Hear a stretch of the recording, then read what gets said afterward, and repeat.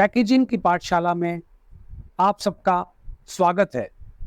आज हम induction cap ceiling के बेसिक कॉन्सेप्ट्स और एप्लीकेशंस पे बात करेंगे। मैं अपना छोटा सा इंट्रोडक्शन देना चाहूँगा। मैं पिछले 30 साल से पैकेजिंग मशीन्स बेच रहा हूँ और पिछले 20 साल से मैं इंडक्शन कैप सीलिंग मशीन्स ही बेच रहा हूँ। और जो मैं कह रहा हूँ वो मेरे एक्सपीरियंस से और जो नॉलेज मैंने गेन की है उसी का है। आप ये देख रहे हैं इंडक्शन सीलिंग की बहुत सारी एप्लीकेशंस। आजकल आप रोज देखते होंगे कि इंडक्शन सीलिंग के इस टाइप की सीलिंग आ रही है कंटेनर्स पे। पहले ऐसी सीलिंग नहीं होती थी।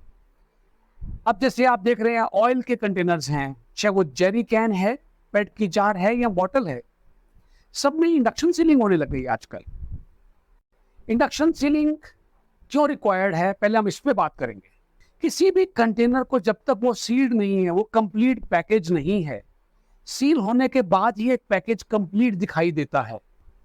नहीं तो खुला हुआ पैकेज कस्टमर तक पहुंचने के काबिल ही नहीं होता।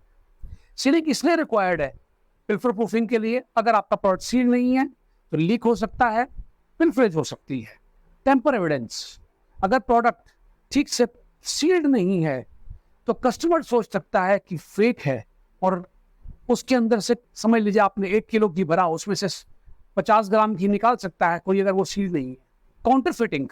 काउंटरफिटिंग जो है बहुत कॉमन बात हो गई है कि आपके प्रोडक्ट जो है काउंटरफिट हो जाते हैं। आपने प्रोडक्ट अगर खुला ही दिया तो किसी ने आपके डब्बे में से प्रोडक्ट निकाल के अपना प्रोडक्ट भर दिया, आप चेक ही नहीं कर सकते।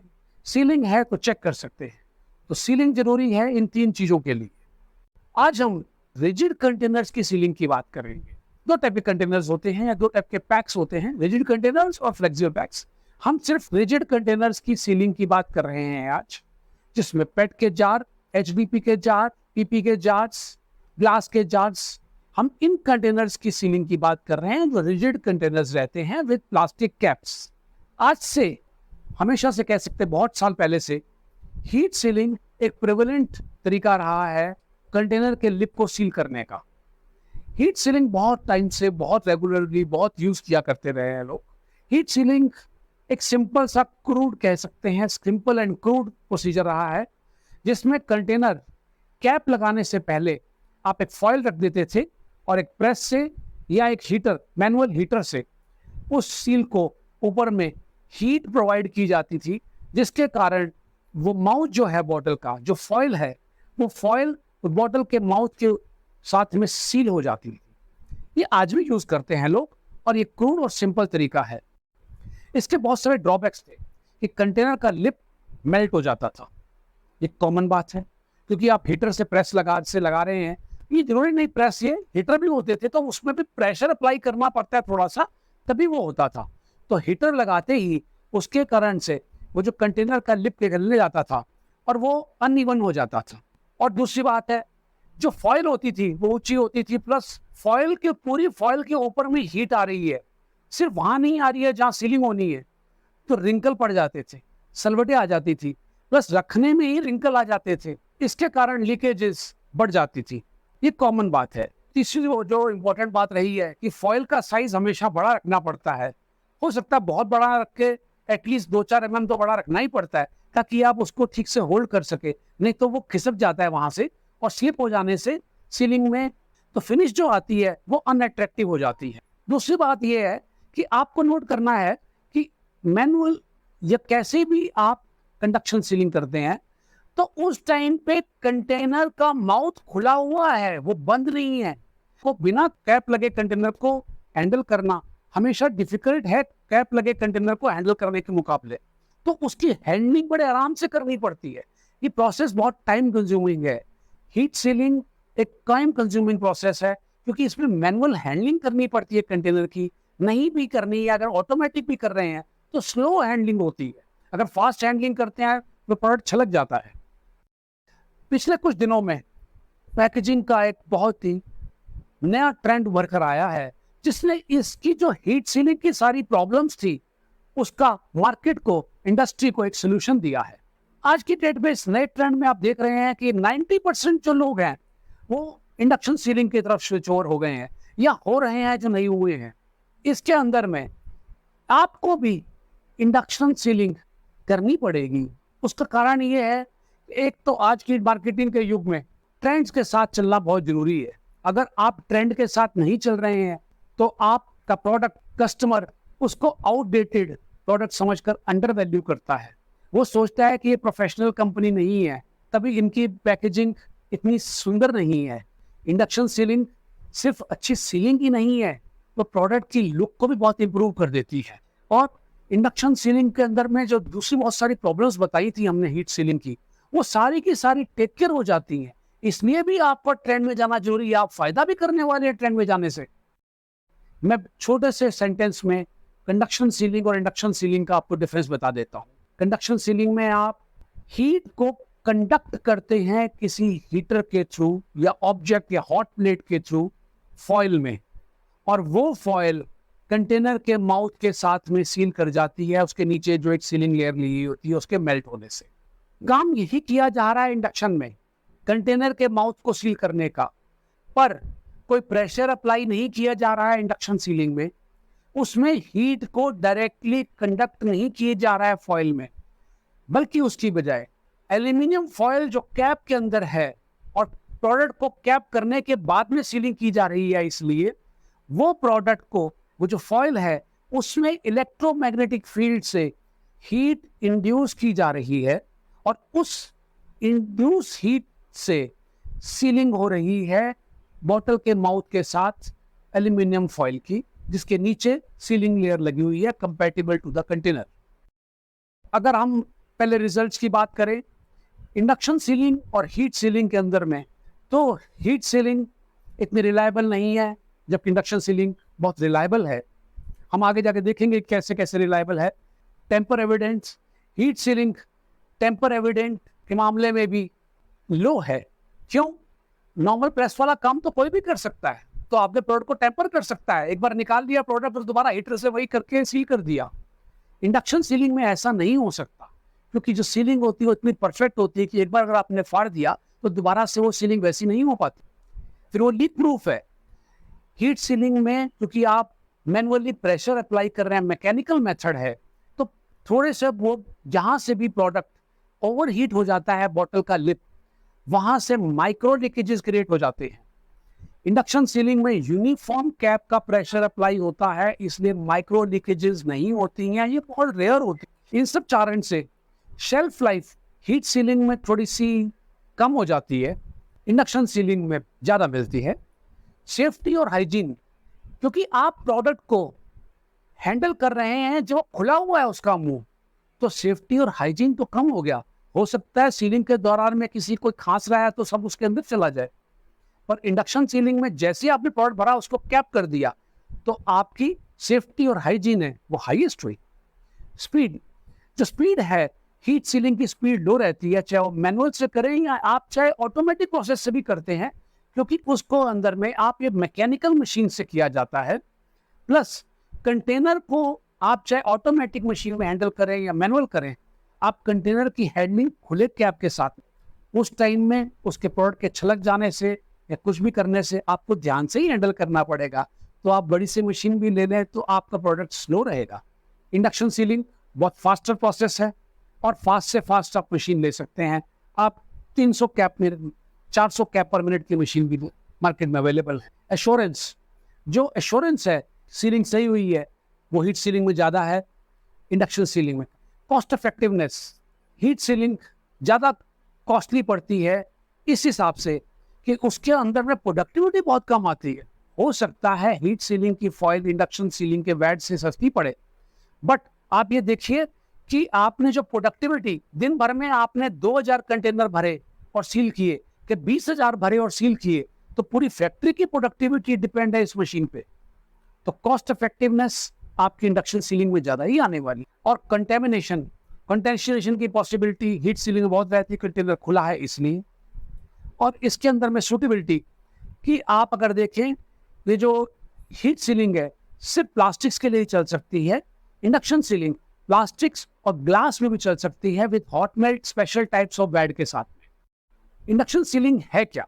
इंडक्शन सीलिंग जैसे मैंने पहले बताया ऐसा प्रोसीजर है जिसके अंदर में हीट इंड्यूस हो रही है फॉइल में, और वो सिर्फ फॉइल में हीट इंड्यूस हो रही है, कैप में नहीं हो रही है। आपने कैप करी, कैप के अंदर में एल्यूमिनियम फॉइल रखी हुई थी, उसको आपने कैप कर दिया और वो सील हो रही है। Induction seal electromagnetic flux create होता है, जिसके कारण हीट इंड्यूस होती है और फॉइल के नीचे की सीलिंग लेयर मेल्ट हो जाती है।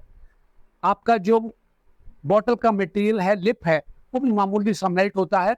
दोनों सीलिंग मटेरियल आपस में वेल्ड होकर फ्यूज हो जाते हैं, और फ्यूज होने से एक हर्मेटिक सील क्रिएट हो जाती है। अभी प्रोसेस जो है इंडक्शन प्रोड्यूस करने का, ये भी एक छोटा आपको डिस्प्ले स्लाइड में आ रहा है। आप देखेंगे इंडक्शन सीलिंग के अंदर में इलेक्ट्रोमैग्नेटिक फील्ड क्रिएट हो रहा है। वो कैसे क्रिएट हो रहा है ये देखिएगा। हमारे को जो इलेक्ट्रिसिटी आती है वो 50 हर्ट्ज टू 20 वॉल्ट्स पे, उस फ्रीक्वेंसी को इंडक्शन हीटर या इंडक्शन जनरेटर या इंडक्शन सीलिंग मशीन, वो उस मशीन की उस फ्रीक्वेंसी को हाई फ्रीक्वेंसी इलेक्ट्रोमैग्नेटिक वेव्स में कन्वर्ट कर देता है। ये उस इंडक्शन हीटर का, इंडक्शन इन्वर्टर का जॉब है। एक बार वो जो हाई फ्रीक्वेंसी वेव्स हैं वो ओनली हीट इंड्यूस कर सकती हैं किसी मेटल में, इस केस में एल्यूमिनियम फॉइल में।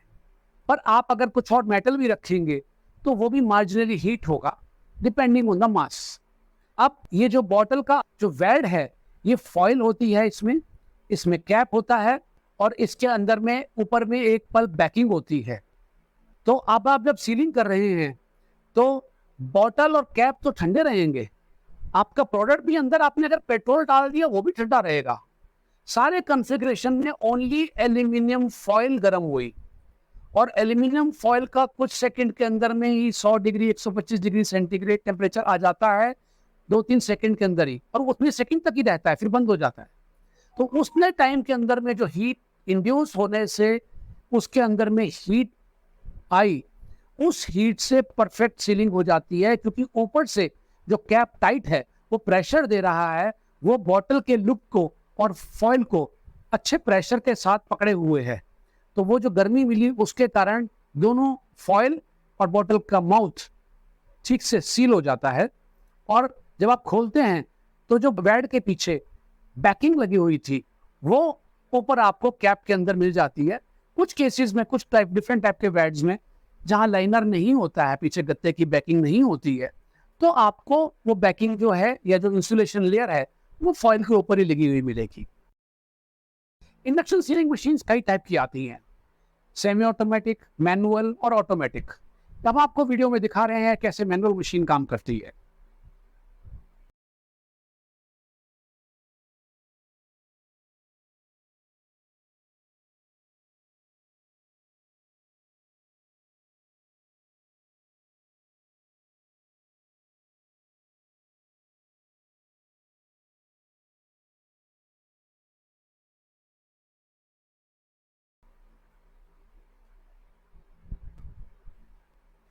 अब आप देखिए सेमी ऑटोमेटिक मशीन कैसे काम करती है।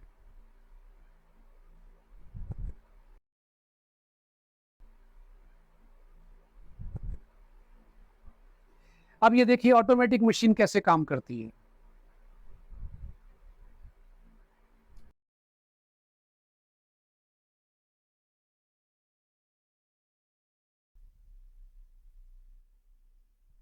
तो आपने देखा कि किस तरीके से मैनुअल, सेमी ऑटोमेटिक और ऑटोमेटिक मशीन करती है, और इसमें हमने एक बड़ा वीडियो बनाया है जो अब हमारे नेक्स्ट वीडियो में ओनली मशीन्स पे है, उसको जरूर देखिएगा। तो आपको मालूम पड़ेगा कि machines manual, semi automatic, automatic machines में क्या फ़र्क है और कैसे काम करती है। पर थंब रूल बेसिकली ये है कि आपका आउटपुट अगर 2-3 हज़ार है तो मैनुअल मशीन सफिशिएंट है पर 8 आवर शिफ्ट। अगर आपको करीब 5-6 हज़ार कंटेनर करने हैं 8 घंटे में तो सेमी ऑटोमेटिक में जाना है। और अगर आपका आउटपुट 10,000 से ऊपर है, डबल डिजिट में है, तो आपके लिए आइडियली ऑटोमेटिक मशीन ही रिकमेंडेड है। हाँ, उसमें कई मॉडल आते हैं जो 10,000 की बजाय 1 लाख बॉटल पर 8 आवर शिफ्ट की प्रोडक्शन भी दे सकते हैं। अब मॉडल कोई भी सिलेक्ट करें, और अगर आपका आउटपुट डबल डिजिट में है तो आपके लिए रिकमेंडेड है कि आप ऑटोमेटिक मशीन में जाए। अब आती है प्रोडक्ट की एप्लीकेशन।